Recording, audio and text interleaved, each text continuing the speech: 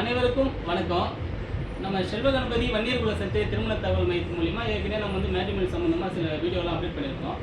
இப்போ பார்த்தீங்கன்னா நம்ம ஒரு அனைவருக்கும் தெரியக்கூடிய விஷயங்களை சில பேருக்கு தெரியும், சில பேருக்கு தெரியாது. அதை பற்றி கொஞ்சம் நான் இந்த வீடியோவில் அப்டேட் பண்ணுறோம். இப்போ பார்த்தீங்கன்னா தமிழ்நாடு முழுவதும் நம்ம விழுப்புரம் மாவட்டமும் சேர்ந்து சொல்கிறேன். எல்லா இடத்துலையும் பார்த்தீங்கன்னா யூடிஆரில் 1979 1989 வரைக்கும் யூடிஆரில் ஒரு பட்டா கொடுக்குறாங்க. அதாவது கண்டிஷனல் பட்டா, ஒப்படைப்பு நமுனா. ஓகேங்களா? அது பார்த்தீங்கன்னா யார் யார் நத்தம் புறம்போக்கில் யார் யார் வசிக்கிறாங்களோ அந்தந்த இடத்துக்கு அவங்க என்ன பண்ணுறாங்க பார்த்து ஒரு உட்காந்து ஒரு கெட்ச் ஒன்று போட்டு அந்தந்த இடத்துல வசிக்கிறவங்களுக்கு ஒரு கண்டிஷனல் பட்டா கொடுக்குறாங்க. அந்த கண்டிஷனல் பட்டாவில் பார்த்தீங்கன்னா ஒரு 14 ஷரத்துகள் இருக்கும். அந்த கண்டிஷன் 14 கண்டிஷன் இருக்கும். அந்த கண்டிஷனை நம்ம மீறினா பட்டா ரத்து ஆகிடும். உடனடியாக அந்த நேரமே அந்த பட்டா ரத்து ஆகிடும். அது முக்கியமாக பார்த்தீங்கன்னா நம்ம வாங்கின சொத்தை வந்து அரசாங்கம் சொல்கிற அந்த ஷரத்துக்களை மீறும் பட்சத்தில் இருந்தாலும் ரத்தாகும். அதே போல் பார்த்தீங்கன்னா அந்த பத்திரத்தை வச்சுக்கிட்டு நீங்கள் இன்னொரு பத்திரத்தை கிரியேட் பண்ணி இன்னொருத்தருக்கு கரையும் பண்ணிருந்து வச்சிங்க. அந்த உபதிரண பட்டா வச்சு இன்னொரு பத்திரம் கிரியேட் பண்ணியிருந்தா அந்த 1987 89 நீங்கள் பண்ணியிருந்தீங்கன்னா அந்த உபதிரண பட்டா வச்சு ஒரு டாக்குமெண்ட் கிரியேட் பண்ணியிருந்தா அந்த பத்திரம் செல்லாது, உடனடியே செல்லாது போயிடும். அடுத்தது முக்கியமாக பார்த்தீங்கன்னா அந்த கண்டிஷன் பட்டாவை பொறுத்த வரைக்கும் 10 வருஷத்துக்குள்ளே ஆட்டோமேட்டிக்காக செல்லாது போயிடும். அவங்களுக்கு கொடுத்தாங்கல்ல, அதை என்ன பண்ணுவாங்க, அப்டேட் பண்ணி புதுசாக 1994 எல்லாருக்குமே ஒரிஜினல் பட்டா கொடுத்தாங்க. இப்போ பார்த்தீங்கன்னா 87 அதாவது 79 89 வரைக்கும் அந்த கண்டிஷன் பட்டா கொடுத்தாங்கல்ல யூடிஆரில், அந்த பட்டா பார்த்தீங்கன்னா கிராம நத்த கணக்கு டிஏஓ கிராம நிர்வாக அலுவலர் கணக்கில் பார்த்தீங்கன்னா அது நத்தம் புறம்போக்கில் தான் இருக்கும். அதில் இவருக்கு கொடுத்துட்டாங்க, பட்டா கொடுத்துட்டாங்க, இவர் பேர் இருக்கும், அவர் பேர் இருக்கலாம் இருக்காது. அது புறம்போக்கில் தான் இருக்கும், கிராம நத்த கணக்கில் ஏறாது. ஓகேங்களா? 1994 எல்லாருக்கும் ஒரிஜினல் பட்டா கொடுப்பாங்க. அதை அந்த ஒப்படைப்பு நம்மளா கொடுத்தாங்கல்ல கண்டிஷனல் பட்டா, அதை பேஸ் பண்ணி யார் யாருக்கு என்னென்ன பிரச்சனை, இப்போ யார் யாருடைய அந்த இடம் யார் யார் வசிக்கிறாங்க, யார் யார் வசிக்கலை, இதில் என்ன தவறு நடந்துருக்குதுன்னு பார்த்து நிதானித்து யார் யாரும் புகார் மனு கொடுத்துருக்காங்க, எனக்கு சரியான முறையில் கொடுக்கல, வழிபாதை இல்லை, போகிறதுக்கு இது இல்லை, அந்த வீட்டு மண் என் மண் என்ன மண்ணுன்னு சொல்லிட்டு சில புகார்தாரை வச்சு நேரில் பார்த்து அதன் பிறகு எல்லாம் சரி பண்ணி 1994 ஒரிஜினல் பட்டா கொடுப்பாங்க. அந்த பட்டா தான் செல்லும். ஓகேங்களா? அந்த பழசு கொடுத்தாங்களா யூடிஆரில் 79 89 வரைக்கும். இப்போ எங்கள் ஊர்லாம் பார்த்தீங்கன்னா 1987 எங்கள் ஊரில் விழுப்புரத்தில் எல்லாம் நிறையா ஊரில் எங்கள் ஊருக்கு சேர்த்து எல்லாருக்குமே அந்த கண்டிஷன் பட்டா கொடுத்துருக்காங்க, உபதிரண பட்டா. ஓகேங்களா? இந்த பட்டா செல்லாது. அதாவது அடுத்து ஏன் செல்லாதுன்னா ஆட்டோமேட்டிக்காக செல்லாத போய்டும். அந்த கண்டிஷன் மேலும் செல்லாத போய்ட்டு 10 ஆண்டுகளுக்குள்ளே அது ஆட்டோமேட்டிக்காக செல்லாத போய்டும். அந்த ஷரத்துக்கள் கொடுத்துட்டாங்க. ஓகேங்களா? இப்போ பார்த்தீங்கன்னா அந்த 94 கொடுத்த பிறகு அந்த ஒரிஜினல் பட்டாப்படி தான் நாம் வீடு கட்டி வசிக்கலாம், அந்த இடத்த விற்கலாம், எது வேணாலும் பண்ணலாம். அதுக்கு முன்னாடி அந்த ஒரிஜினல் பட்டா வாங்குறதுக்கு முன்னாடி நீ அந்த இடத்த கிரையை யாருக்கா பண்ணியிருந்தீங்கன்னா ஆட்டோமேட்டிக்காக செல்லாது. இதை வந்து ஆட்சேபனை பண்ணி இப்போ கூட அந்த மாதிரி பண்ணியிருக்காங்க அப்படின்னு ஆட்சேபனை பண்ணி நம்ம மனு கொடுத்தோன்னா அவங்களுக்கு இப்போ கொடுத்த பட்டா கூட செல்லாது போயிடும். ஓகேங்களா? அடுத்து இதில் முக்கியமான விஷயம் என்னன்னா, அந்த இப்போ வந்து நத்தம் புறம்போக்கில் எல்லோரும் போட்டு கொடுத்துட்டாங்க. ஒரு வழிபாதை இருக்குது நத்தத்தில் புறம்போக்கில், ஒரு வீட்டுக்கு உண்டான வழிபாதை இருக்குது, அதை ஆக்கிரமிப்பு பண்ணுறாரு. அதாவது அவருக்கு பட்டா கிடையாது, அவருக்கு ஒரு பட்டா கொடுத்துட்டாங்க. இன்னொரு இடம் வந்து வழிபாதையாக வச்சுருக்காங்க, நத்தம் காலி மனையில் இருக்குது. பின்னாடி வீட்டுக்காரோ பக்கத்து வீட்டுக்காரோ அந்த வழியாக தான் போகி ஆகணும். அவர் என்ன பண்ணுறாரு, அந்த மண்ணை வந்து போகக்கூடாது இன்னும் மறிச்சார்னா, பக்கத்து மண் புறம்போக்கு எண்ணிது மறிச்சார்னா அவர் மீது புகார் கொடுத்தா காவல்துறையில் நடவடிக்கை எடுத்து அவர் மீது சட்டப்படி நடவடிக்கை எடுக்கலாம். அதே போல் அவர் ஆக்கிரமிப்பு பண்ணியிருந்தாருன்னா அரசாணை எண் 540 படி ஆக்கிரமிப்பை அகற்றுறதுக்கு நம்ம மனு கொடுத்து ஆக்கிரமிப்பை அகற்றலாம். அடுத்தது பார்த்தீங்கன்னா இந்த வழியை பொறுத்த வரைக்கும் நத்தத்தில் இருக்கிற புறம்போக்கில் இருக்கிற வழிபாதையை யாருமே வந்து ஆக்கிரமிப்பு பண்ணக்கூடாது.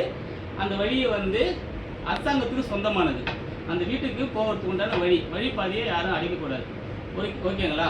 சரி, ரைட்டு. இது புறம்போக்கில் வழி இருக்குது, அந்த வீட்டுக்கு வழி இருக்குது, இந்த வழிபாதையை அரசாங்கம் எடுத்து விட்டுருக்கோம், ஆக்கிரமிப்பு அகற்றி விட்டுருக்கோம். அந்த வழிபாதையை யூஸ் பண்ணியிருப்பாங்க. ஒவ்வொரு வீட்டுக்கும் சரி, ஒவ்வொரு நிலத்துக்கும் சரி கண்டிப்பாக வழி இருக்கும். அவங்க ஏதாவது வழி போயிருப்பாங்க, அந்த வழியை அவங்க யூஸ் பண்ணியிருப்பாங்க. அது புறம்போக்குன்றதுனால சில பேர் அந்த மண்ணுக்கு ஆசைப்பட்டுக்கிட்டு ஆக்கிரமிப்பு பண்ணுவாங்க. அதை அகற்றலாம், அது அவங்களுக்கு உடைமை கிடையாது. இதை எடுத்துகிட்டு அவர் எந்த நீதிமன்றத்துக்கு போனாலும் சரி, ஹைகோர்ட்டாக இருக்கட்டும், சுப்ரீம் கோர்ட்டாக இருக்கட்டும், எங்கே போனாலும் ஒரு வீட்டுக்கோ நிலத்துக்கோ வழி இல்லைன்னு எந்த நீதிமன்றமும் சொல்லாது. அந்த வீட்டுக்கு கண்டிப்பாக வழி கொடுத்தே ஆகணும் அப்படின்னு சொல்லிட்டு அசைன்மெண்ட் ஆக்ட், அதாவது பார்த்தீங்கன்னா வசதி உரிமை சட்டம் 1882 படி ஒரு வீட்டுக்கோ ஒரு நிலத்துக்கோ வழி இல்லைன்னா மற்றவங்க இடம் பட்டாவில் இருந்தாலும் சரி அந்த இடத்த இடித்து வழி விட்டு தான் ஆகணும்னு சட்டம் சொல்லுது. அதனால் ஒரு வீட்டுக்கோ நிலத்துக்கோ வழி இல்லைன்னு யாரும் பயப்பட தேவையில்லை. எப்போதுமே அரசாங்கம் ஒரு வழிபாதையை அமைச்சு கொடுக்கும். அந்த வழிபாதையில் அவங்க நடந்துக்கலாம். தண்ணி லைனு, ஈபி லைனு எல்லாத்துக்குமே போயிருக்கும். அதன்படி அவங்க ஃபாலோ பண்ணிக்கலாம். இதுதான். இதை வச்சுக்கிட்டு நம்ம ஆளுங்க என்ன பண்ணுறாங்க, புறம்போக்கு இருக்குது பக்கத்தில், நமக்கு என்னென்ன பட்டா கொடுத்துட்டாங்க, இந்த புறம்போக்கை நம்ம ஆக்கிரமிப்பு பண்ணிக்கலாம்னு வர்றது சட்டப்படி குற்றம். ஓகேங்களா? இது அவர் மீது கடுமையாக நடவடிக்கை எடுக்கலாம்னு சொல்லி சட்டத்தில் இடம் இருக்குது. எல்லாருமே புறம்போக்கில் வசித்த அனைவருக்குமே அரசாங்கம் அவங்கவுங்களும் பட்டா கொடுக்குது. உனக்கும் பட்டா கொடுக்குது, இவங்களுக்கும் பட்டா கொடுக்குது. இந்த வீட்டுக்காரங்களை போட்டு வழிபாதை அமைச்சு கொடுக்குது. அந்த வழிபாதை என்னதெல்லாம் நீங்கள் மறிக்கிறதோ கொள்றதோ சட்டப்படி குற்றம். ஏன்னா உனக்குன்னு ஒரு பட்டா கொடுத்துட்டாங்க, அந்த வீட்டு தான் நீ வசிக்கணும். இந்த மண் புறம்போக்கு மண் ஆசைப்படக்கூடாது. அதே போல் பல பேர் ஆசைப்பட்டுக்கிட்டு சண்டை போட்டுக்கிட்டு காவல்துறையும் சரி அதிலிருந்து அப்புறம் மனு சொல்லிட்டு நீதிமன்றத்திலேயே வழக்குன்னு போட்டு நேரத்தை தான் கிரயம் பண்ணிக்கிட்டு செலவு பண்ணிட்டு உட்காந்துருப்பாங்க. இதில் யாராலையும் ஒரு வீட்டுக்குண்டான வழியை மறிக்கிறதுக்கோ அது நீதிமன்றத்தில் போய் நான் ஜெயிச்சிட்டேன் என் வீடு மண்ணுன்னு சொல்லிட்டு வர முடியாது. ஏன்னா அது புறம்போக்கில் உள்ள நத்தம் மண்ணில் இருக்கிற ஒரு வீட்டுக்குண்டான வழிபாதை.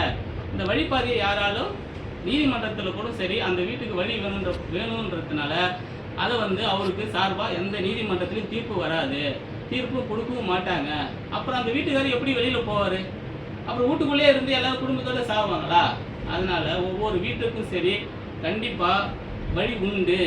வழி கவர்மெண்ட்டில் எடுத்து விடுவாங்க. அந்த வழியை ஆக்கிரமிப்பு பண்ணியிருந்தாலும் அதை விலக்கிட்டு வழி ஏற்படுத்தி கொடுப்பாங்க. இதுதான் இன்றைக்கி சொல்லக்கூடிய கருத்து. ஏன்னா இது பல இடத்துல பிரச்சனை இருக்குது. ஒரு நிலத்தில் பிரச்சனை இருக்குது, ஒரு வீட்டுக்கு உண்டான வழிபாதையில் பிரச்சனை இருக்குது, அப்படின்னு பல இடத்துல பிரச்சனை நடந்துட்டு. எதுவுமே சரி நம்ம இந்திய அரசியலமைப்பு சட்டம் அனைவருக்குமே பார்த்தீங்கன்னா ஒரு வீட்டுக்கோ நிலத்துக்கோ கண்டிப்பாக வழி உண்டு. அந்த வழி புறம்போக்கில் இருக்குது, நத்தத்தில் வச்சுருப்பாங்க. அதை ஆக்கிரமிப்பு பண்ணால் அரசாணை 540 படி ஆக்கிரமிப்பு அகற்றலாம். அதே போல் பார்த்தீங்கன்னா அகற்றத்துக்கு இன்னொரு வழி இருக்குது. நம்ம ஒரு மாவட்ட ஆட்சியருக்கு மனு கொடுக்குறோம் வச்சுங்க, அந்த மாவட்ட ஆட்சியர் மனு மூலிமா ஒரு பிடிஓ ஆஃபீஸுக்கோ ஒரு பேரூராட்சியில் இருக்கிற எக்ஸிக்யூட்டிவ் ஆஃபீஸர் செயல் அலுவலருக்கோ அகற்றத்துக்கு உரிமை உண்டு அப்படின்னு கோர்ட்டில் ஆர்டர் இருக்குது. அதை பேஸ் பண்ணி ஒரு ஈஓவும் சரி பிடிஓவும் சரி அந்தந்த ஊர் பஞ்சாயத்தில் இருக்க ஆக்கிரமிப்பை அகற்றலாம் அப்படின்னு சட்டத்தில் இடம் இருக்குது. ஹைகோர்ட்டில் தீர்ப்பு வந்திருக்கு. ஓகேங்களா? அதனால யாருமே சரி பயப்பட தேவையில்லை. என் நிலத்துக்கு வழி இல்லை, என் வீட்டுக்கு வழி இல்லைன்னு யாருமே பயப்பட தேவையில்லை. எல்லாருக்கும் வழி உண்டுன்றத சட்டத்திலையும் இடம் இருக்குது. பொதுவாகவும் நம்ம இந்திய அரசியலமைப்பு சட்டம் இதை தான் சொல்லுது. இதை தான் இன்றைக்கி நம்ம தெளிவாக ஒரு வீடியோவை போட்டிருக்கோம். அதாவது இதில் பேசிக்காக புரிஞ்சுக்க வேண்டியது என்னன்னா, யூடிஆரில் கொடுத்த பட்டா 1979 89 வரைக்கும் யூடிஆரில் கொடுத்த பட்டா ஆட்டோமேட்டிக்காக செல்லாது. அந்த 10 வருஷத்துக்குள்ளே செல்லாது. அதில் சில கண்டிஷனில் மீறினாலும் அன்றைக்கே செல்லாது போயிடும். சில பேர் என்ன பண்ணியிருப்பாங்கன்னா யூடிஆரில் பட்டா வாங்கினோடனே கொஞ்சம் சொத்தை வித்துட்டு இருப்பாங்க. அந்த வித்தது தெரிஞ்சிருந்து நீங்கள் மனு கொடுத்தீங்கன்னா அவருக்கு இப்போ பட்டா கொடுத்துருந்தாங்கன்னா 1994 பட்டா கொடுத்துருந்தாங்கன்னா நம்ம மனு கொடுத்தோன்னா இந்த பட்டாவும் செல்லாது போயிடும். ஏன்னா ஒரு சட்டம்னு ஒன்று போட்டுட்டாங்க. அந்த சட்டத்தை நீ மீறிட்டே வச்சுக்க, மீறினா உனக்கு சப்போர்ட் பண்ணுமா? சட்டம்னா சட்டம் தான், தப்புனா தப்பு தான், தண்டனைனா தண்டனை தான். அது யாராக இருந்தாலும் சரி, ஏழையாக இருந்தாலும் சரி, பணக்காரனாக இருந்தாலும் சரி, எல்லாருக்கும் ஒரே சட்டம் தான்.